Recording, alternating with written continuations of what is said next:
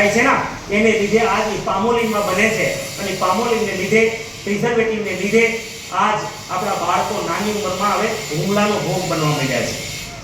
એની જગ્યાએ તમે એ 50 રૂપિયાનો જે ખર્ચો કરે છે એની જગ્યાએ તમે આ ન્યુટ્રીચર્ચ કિડ્સ ખવડાવો.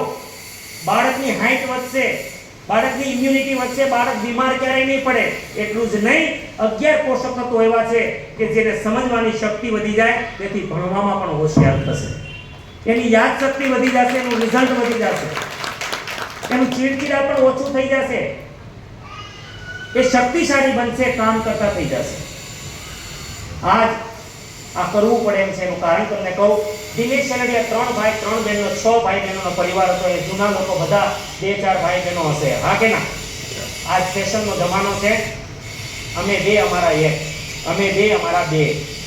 એને જો અધવચ્ચે કાંઈ થઈ ગયું ને ડોક્ટરોના કહેવા પ્રમાણે, તો કોના આધારે જીવશો, કોના માટે જીવશો અને શું કામ જીવશો?